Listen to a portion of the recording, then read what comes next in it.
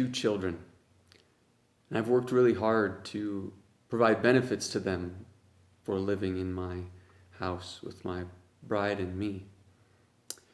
I've also worked hard to give them a name that carries with it benefits as well.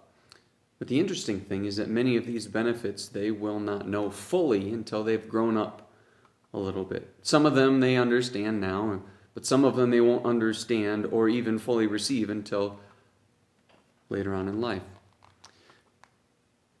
So what does it mean to receive God's blessing and to have His name placed upon you? To be blessed by God, it doesn't mean that you will have prosperity in this life. It's not guaranteed. It's not promised. And if that were the case, sharing our faith with people would be so much easier because the wealth line in society would directly correlate to who is a Christian. But that's not the case. Then what does it mean? What does it mean to have God's blessing? To be blessed by God, to have His blessing upon you, means that you have His gifts. The gifts that He promises, He gives. And they come when His name is being placed on you.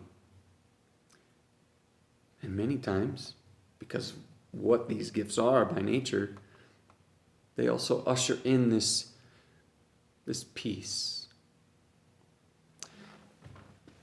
Here is God's blessing that He gave to His people thousands of years ago. And it's still used in the church today to bless God's people and affirm the promises of His gifts. The Lord bless you and keep you. The Lord make His face to shine upon you and be gracious to you. The Lord look upon you with favor and give you peace. Numbers chapter 6, verses 24 through 26. The words of God's blessing, though, it's not just a pious wish. They actually bestow on the recipient the benefits of God's name, the benefits of His kingdom, the benefits of being a part of His family. They're now available to you.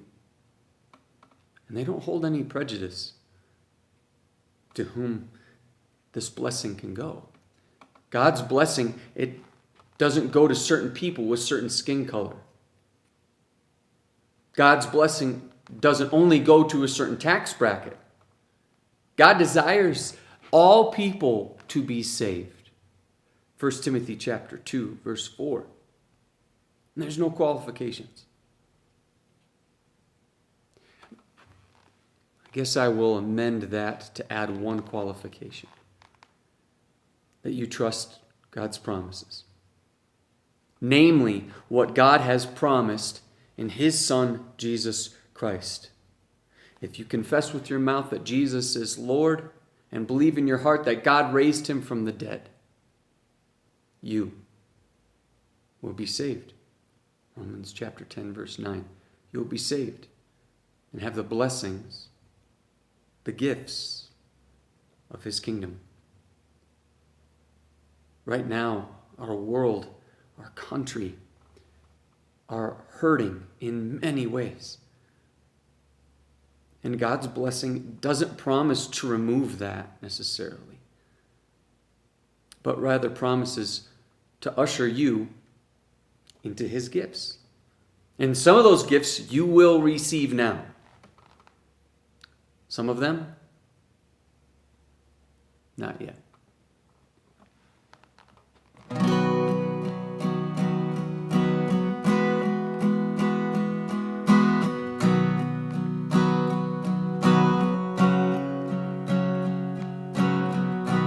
The Lord bless you and keep you, make His face shine upon and be gracious to you. The Lord turn His face toward you and give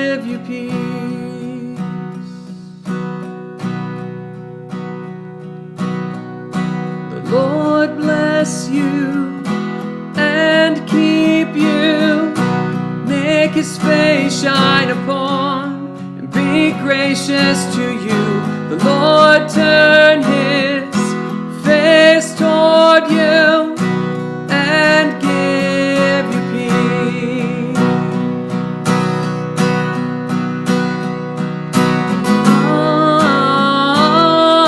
Amen.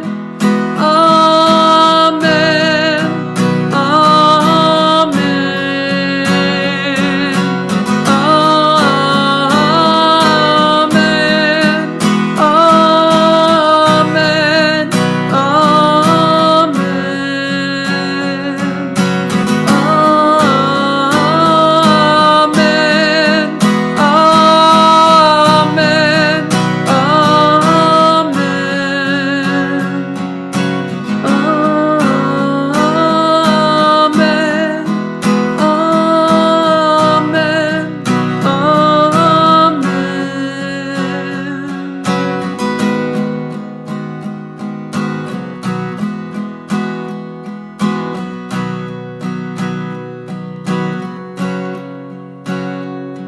His favor be upon you in 1,000 generations, your family and their children and their children and their children. May his favor be upon you in 1,000 generations, and your family and their children and their children and their children.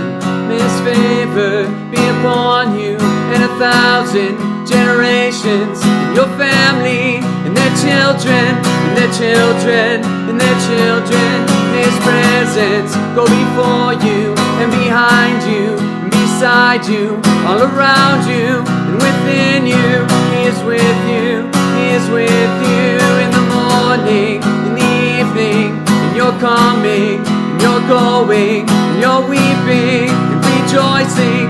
He is with you, he is with you. Amen. Amen. Amen. Amen.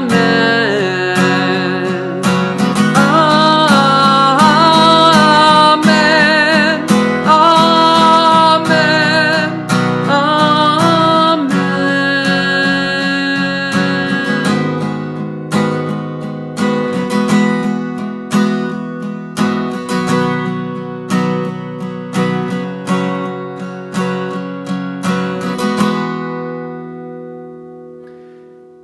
May you come to know the peace of resting in the joy that you have God's blessing upon you.